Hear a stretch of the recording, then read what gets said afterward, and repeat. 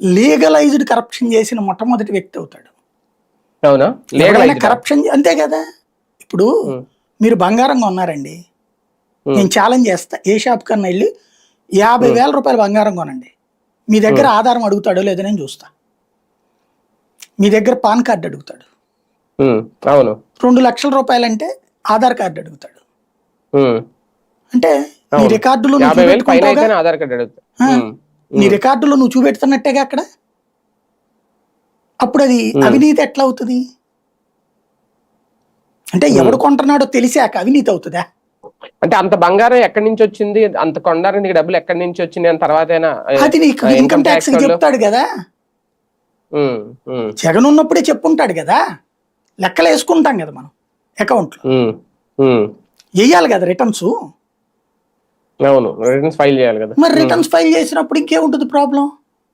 Returns file చేయడం అంటే it is legal కదా. రిటర్న్ ఫైల్ చేయకపోతే అప్పుడే నోటీస్ ఇస్తుంది కదా, ఏమయ్యా నువ్వెంత బంగారం కొన్నావని బంగారం కొట్టి లెక్కలు చెప్తున్నాయి, నువ్వేమో మాకు లెక్క చూపించలేదు, యాడ్ నుంచి వచ్చింది నీకని ఇన్కమ్ ట్యాక్స్ అడుగుంటేదిగా, అప్పుడే నోటీస్ ఇచ్చి ఉండేదిగా అప్పుడే. ఇక్కడ కన్ఫ్యూజన్ అదే కదా. నెంబర్ 1. నెంబర్ 2 వచ్చేటప్పటికి వీళ్ళు చూపించాల్సింది ఇప్పుడు ఆ సంస్థ, వాడొక వ్యాపార సంస్థ, వీడొక వ్యాపార సంస్థ, ఆడి దగ్గర 10 సంస్థలు ఉన్నాయి, వీడి దగ్గర 10 సంస్థలు ఉన్నాయి, ఆ సంస్థల ద్వారా ఈ లావాదేవీలు జరిపారని చెప్తున్నారు.